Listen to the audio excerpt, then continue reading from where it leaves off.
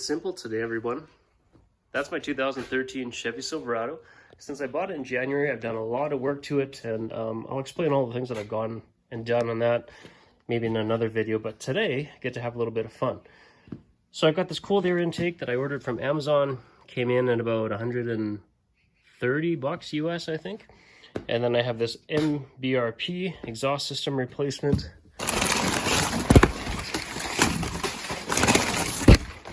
Comes with free parcel paper. Awesome.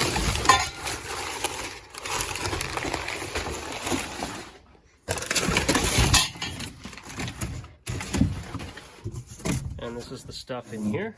So I'm going to do this today. I'm going to do that. Cold air intake does not come with instructions. I think this does. Either way, I think this should be straightforward enough to figure out. So first things first, I'm going to pull the truck into the garage and see what we need to work on next.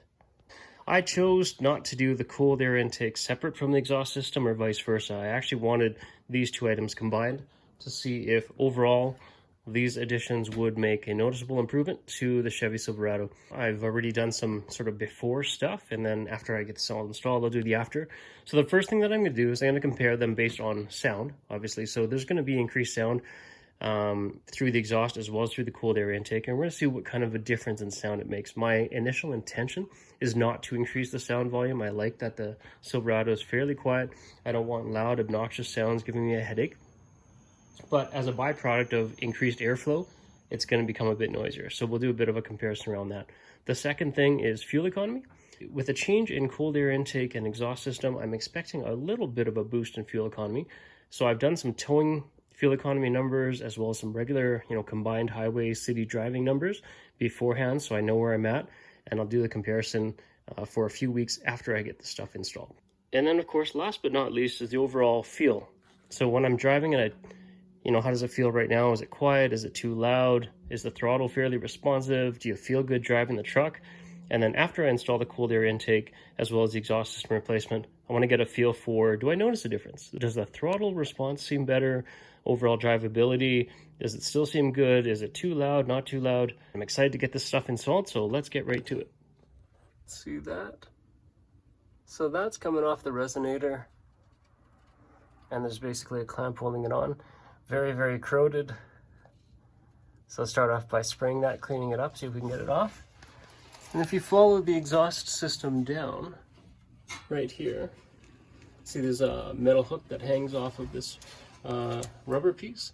So we spray that with penetrant fluid. There's 3 of those, actually 4 of those I think in total.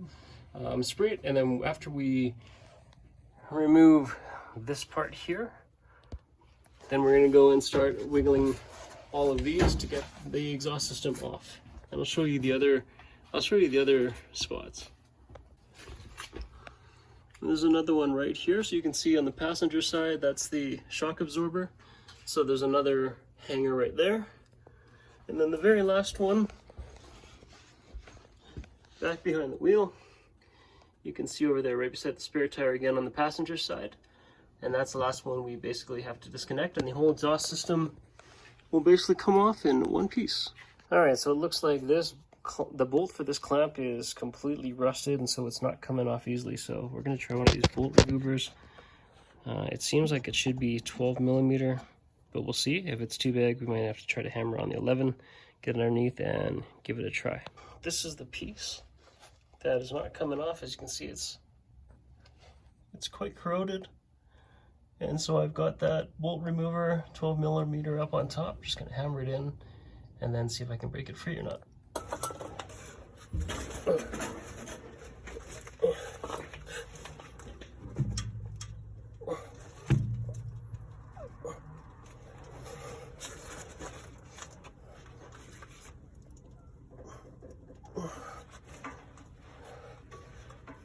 Not yet. That is tight.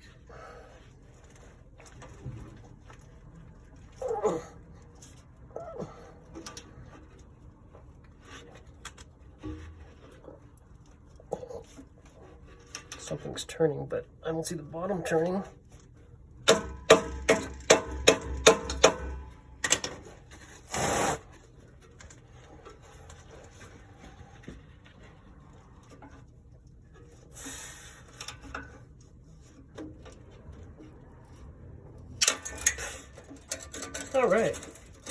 broken?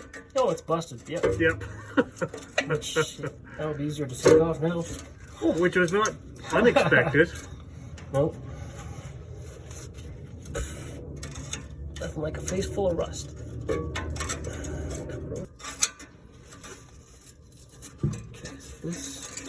so the good thing is this is free, sort of.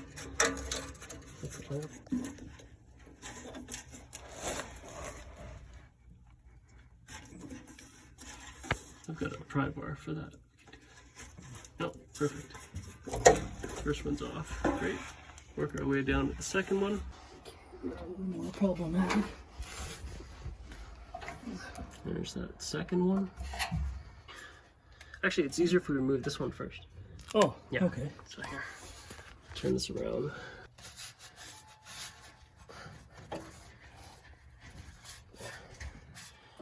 And now you should have enough space. Got it. Okay, so Now we're up here too.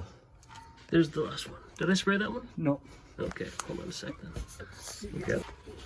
Awkward position. Okay. Oh my. Okay. They're coming.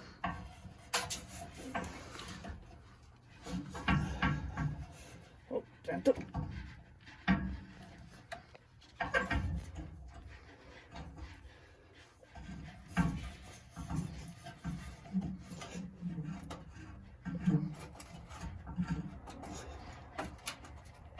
There we go. All right, nice work.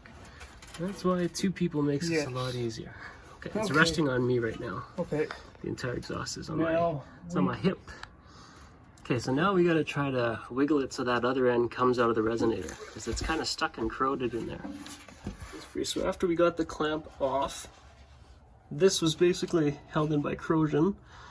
So I added some penetrant fluid, hammered it a bunch of times, and that seems to have gotten it free, as you can see. So now this entire exhaust system is one piece going all the way to the end. So we're gonna detach this, slide it forward, and then slide it down and then back out.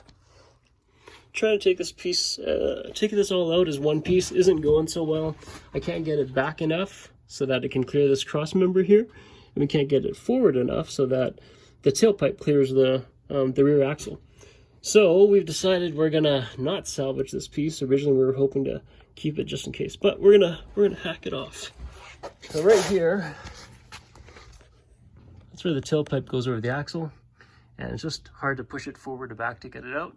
So I'm going to cut off that tailpipe right after it comes out of the muffler, and we should be able to take this piece out.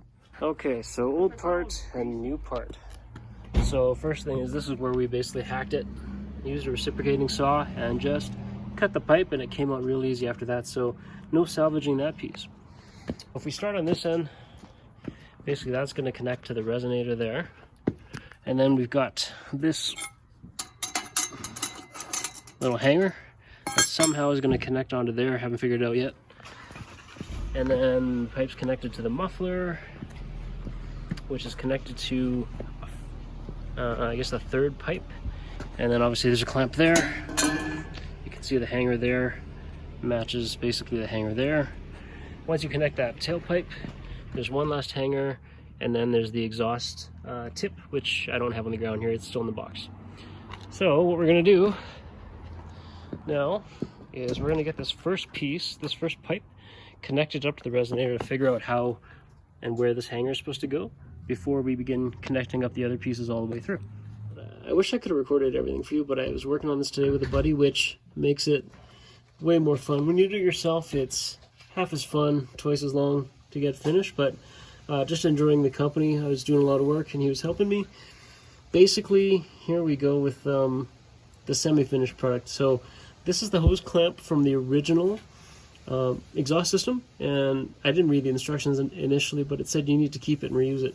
It was so rusted, the pieces, the nuts and the little rubber pieces that hold it in place busted off, and I hammered it out and reused this clamp, and I just threw in a couple of I threw in a bolt and washer here, but I'm going to replace it with the proper part that'll be tomorrow, but at least it's not going to come apart for now.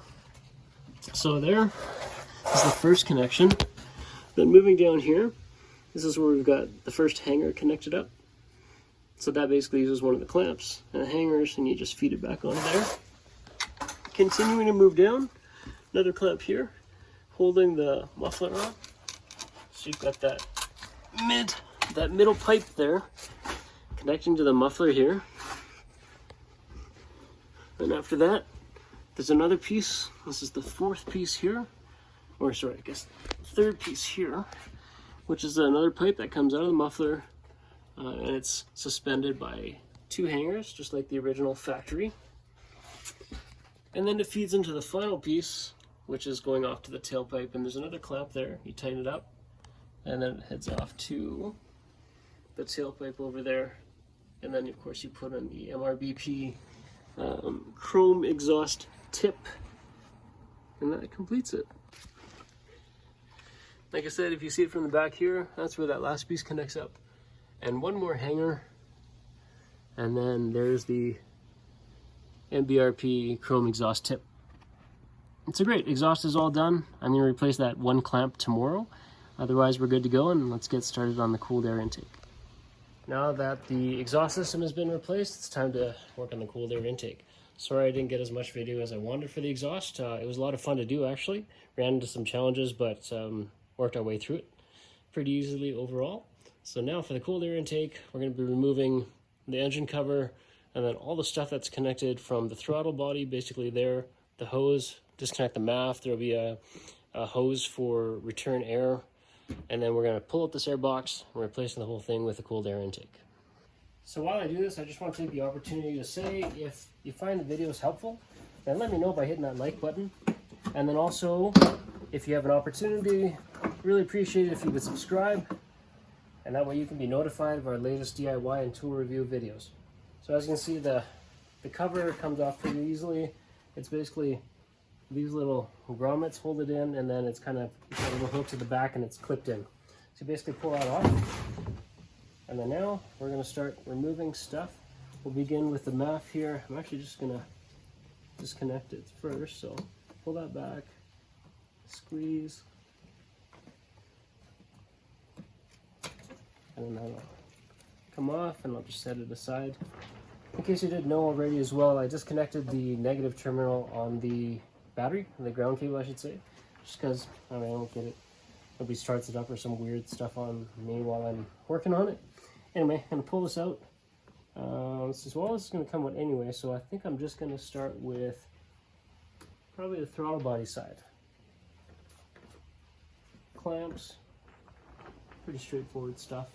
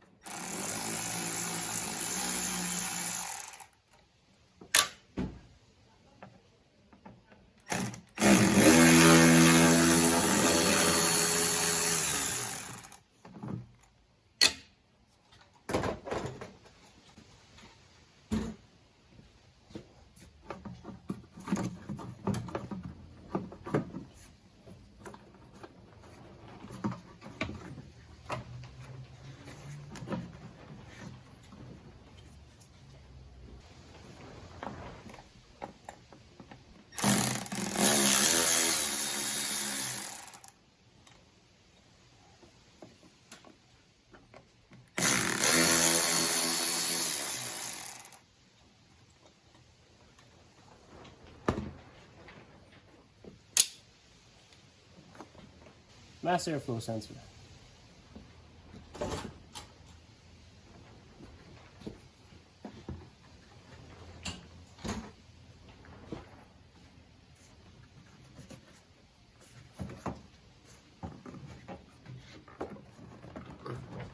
Just get stuck for a long time, that's all. Okay. Airbox out.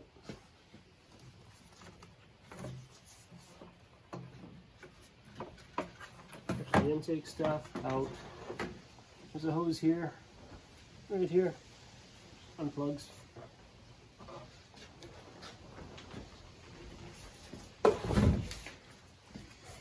Okay, so the last part is pulling out the airbox. There's the old filter, still in good shape.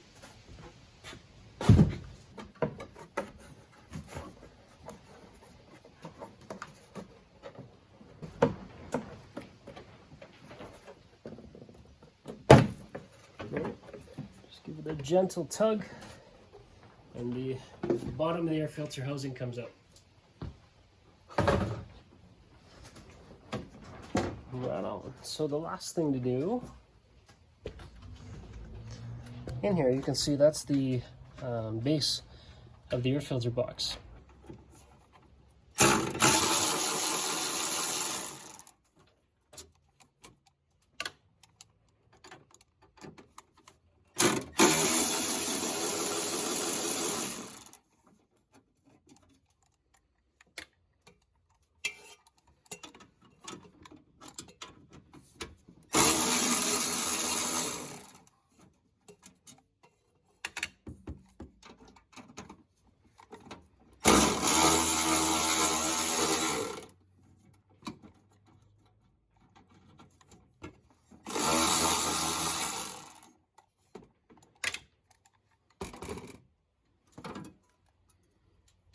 All right, let's have a look at some of the parts.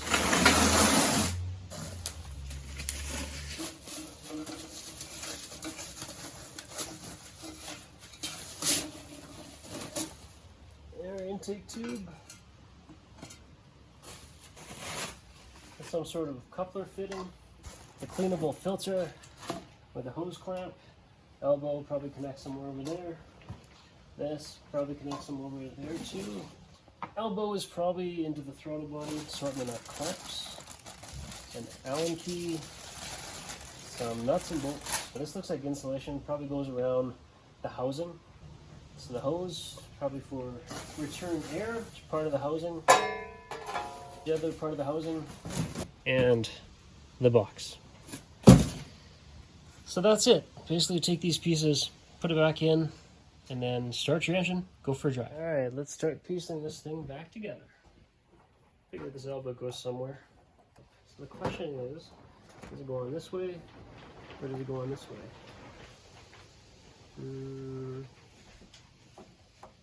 And the reason I'm saying this is because this side is just a little bit longer than that side. So I'm gonna guess it's supposed to go on this way. Get our trusty super high quality clamp on here in a way that makes it easy for us to screw in or tighten up. I'm guessing it kind of goes like that. What's next? Another clamp. Let's go with another clamp, shall we?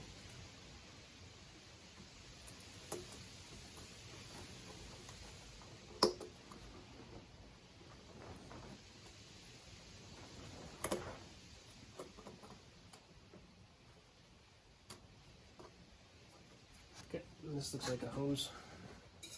Pretty sure the MAF goes on that side. This thing's going to come underneath. So I'm guessing this is supposed to be angled slightly upwards. Let's go with that. This here first. Squish it in there.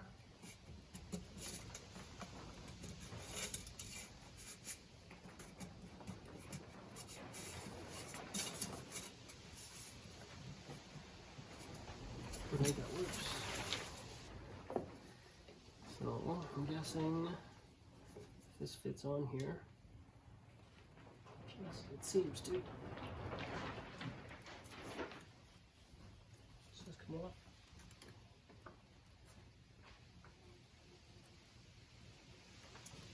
I'm not sure. Well, looking at how this air box, or this air filter cover goes in, trying to figure it out.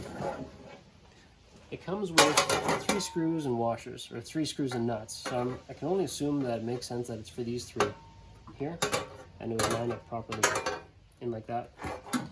And then also, these 2 holes here line up to 2 of the bolts that hold the air filter base in, which is going to hold this in place. At the end here, it nicely lines up with this radiator bolt, and it seems like it'd be actually holding it there in place.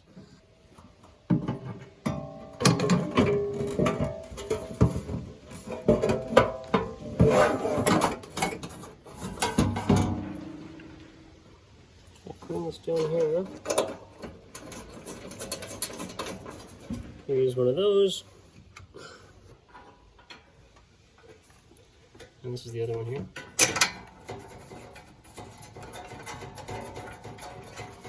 Okay, so before I tighten those up, I'll just point to these 3 here. 1, 2, 3.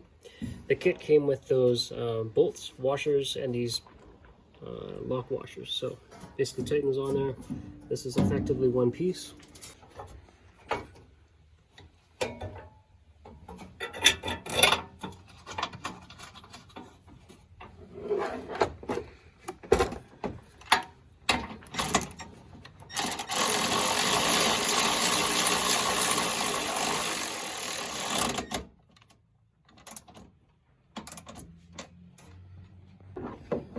Alright, so looking at these parts, this is probably going to fit in here somehow with a clamp, so we know that's going to happen.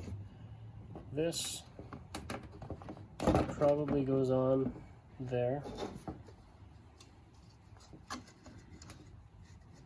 and this one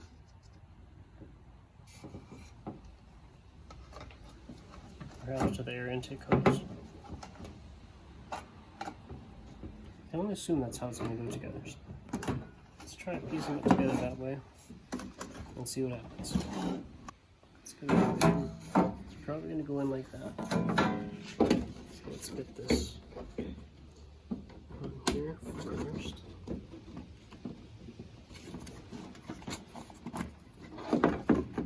Just see if this would basically drop in this way, which I think it does. Yeah, that seems logical. This rubber piece here, I'm guessing will go on the end. Okay, that's going to need a clamp. So let's grab that. If this goes in there, that means this would connect up onto here.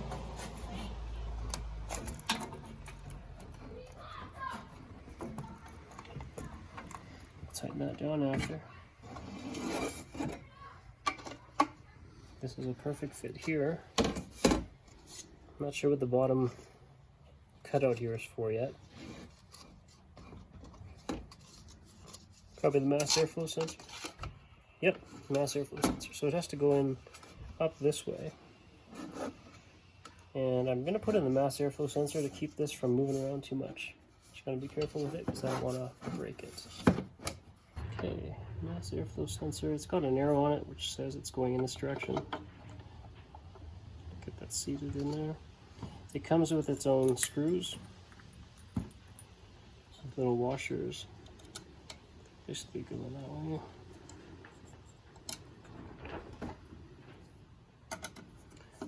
Make sure I'm threading them in nicely.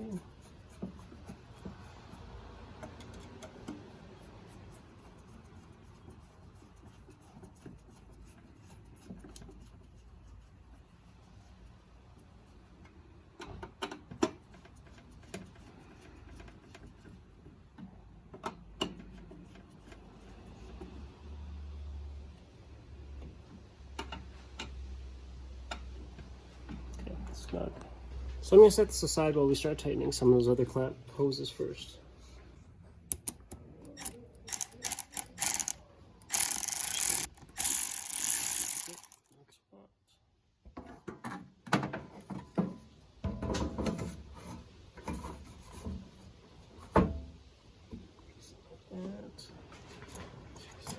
Other side.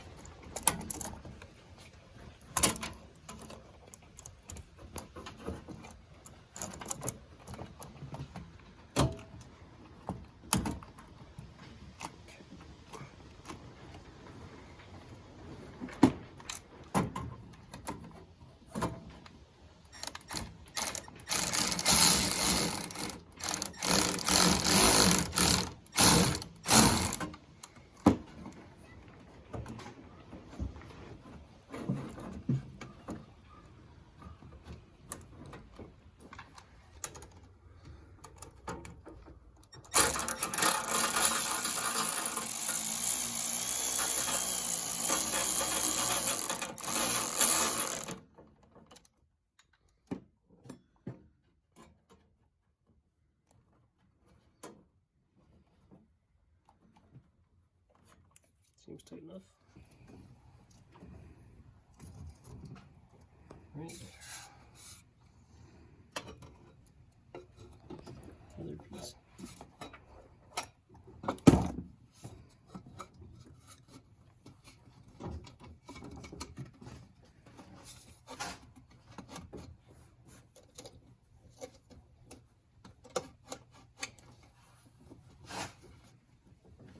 This other one now.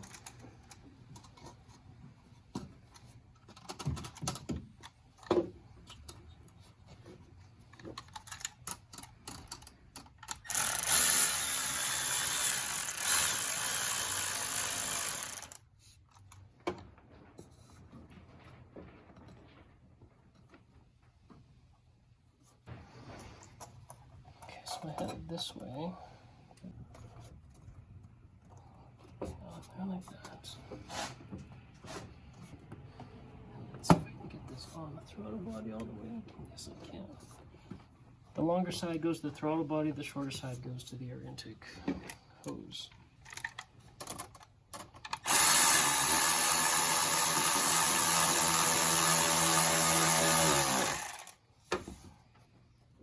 Seems solid.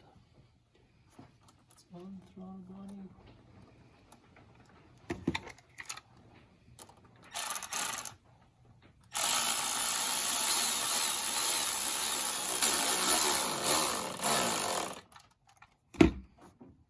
Yeah, that's better.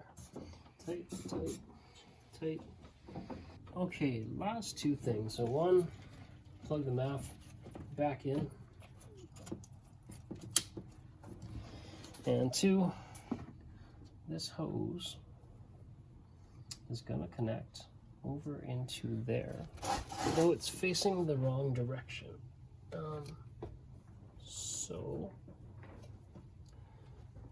I don't know if this is the best way to do it, but could be as simple as that, I guess. Final check. Air filter is good. Hose clamps are all tight. MAF is installed. Reconnected. This hose clamp is tight. Throttle body. Hose clamp is tight. And then lastly, the return air, the gas from the engine comes back into the airflow. What I did here, it didn't quite go back on here. I think I could have just cut this hose and put that, attach that hose to it. What I did was basically, I put it on where I could, and then I've used sealant tape. So this is the stuff that is rated for like 800 PSI, self-adhesive. Basically, it sticks to itself. So you use it if, let's say you get a radiator hose leak and you need a temporary fix. I actually use it on my leaky transmission and power steering lines, and it seems to have solved my problem. So I think it'll be fine. The very last thing that I need to do is get this insulation piece installed here and around, and then I'll cut off the excess. But basically, when I did a quick test of closing the hood, it had no problem closing. So putting this in here, I don't think is going to cause an issue with the hood being able to close. Let's get that done and we'll wrap up this video. I finished installing the insulation here. Basically, I didn't have to cut any of it because I put it about as far as it would go down there, and then followed it all the way up, and then down and around here. And at the very end here, I just kind of tucked it in, and it was a perfect fit. So let's clean up our stuff, get that out of here, make sure everything's tidy, and we'll start it up.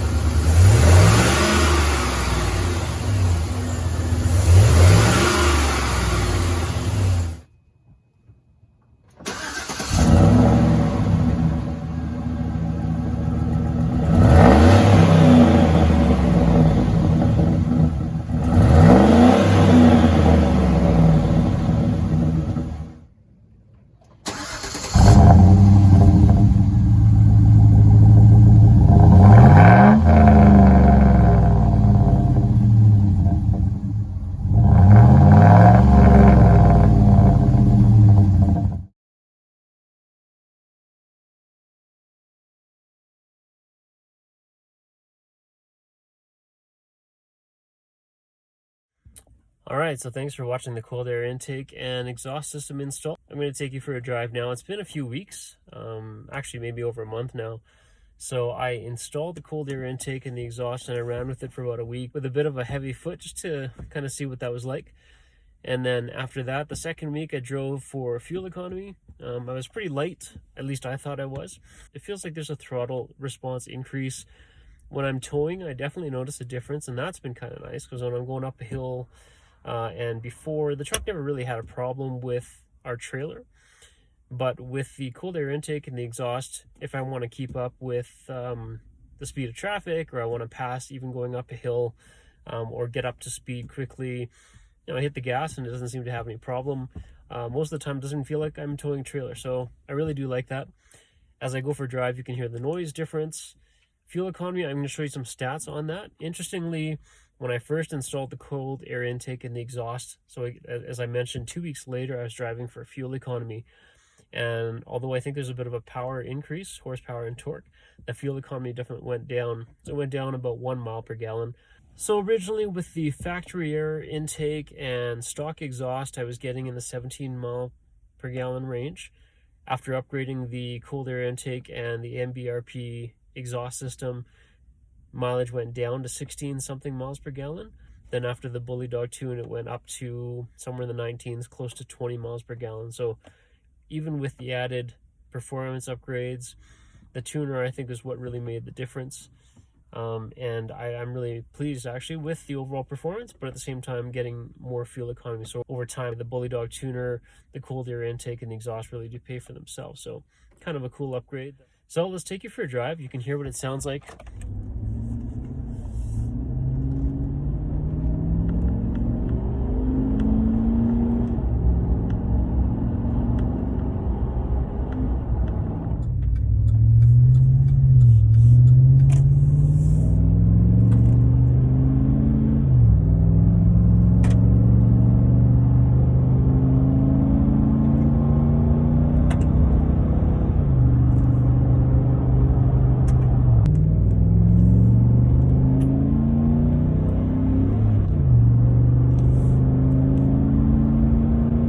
It's pretty peppy, like it's pretty active, and it's pretty eager to gear down and give you more power if you hit that pedal, especially with that Bully Dog tune. Like I said, that's probably what I think made the most difference in terms of unleashing not only probably the power gain that you get out of the cold air intake and the exhaust, but also improving the fuel economy somehow at the same time.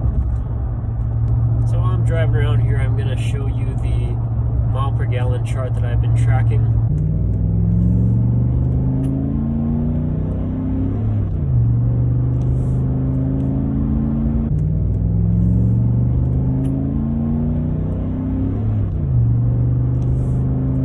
I hope that this video was helpful and that the cold air intake and the exhaust system, if you get something similar, you can see how easy it is to replace. Hopefully that video was helpful. Let me know your experiences. Hit that comment button, leave a comment, ask a question, whatever you like, help the community, and of course subscribe. I really appreciate if you subscribe and get notified of our latest DIY and tool review videos. My overall experience is that the cold air intake was super easy to install. The MBRP exhaust system, probably even easier or just as easy to install. Both really simple upgrades, DIY projects for sure. Finish all of it in an afternoon or less, and then you've upgraded the airflow in your system and you can have some fun with that. It's more fun to drive. It makes some more noise and it's kind of enjoyable. My wife thought it was a bit loud at first, but I think she even enjoys it at this point. Overall, I feel like there is a bit of a power increase. In day-to-day driving, there's probably a bit of a performance gain, but to be honest with you, I'm not an aggressive driver, so it's not like I'm flooring the pedal all the time. When I hit the pedal, it goes. It did that when it was stock. It does that now. But I do notice a performance improvement when I'm towing, for sure. When I'm dragging that trailer along, again, most of the time I don't even notice the trailer's there, which is awesome. Going up hills, driving around, I can keep up with traffic, not a problem. If I'm losing speed and I need to get up to speed quickly, not a problem, hit the gas and off it goes. Aside from that, I feel like it's more fun to drive. I've probably gotten some more power out of it, and at the same time, fuel economy has improved. So this whole combination of cold air intake, exhaust system, and Bully Dog tune definitely will pay for itself. Thanks again, everybody, for watching this, and I hope you had fun.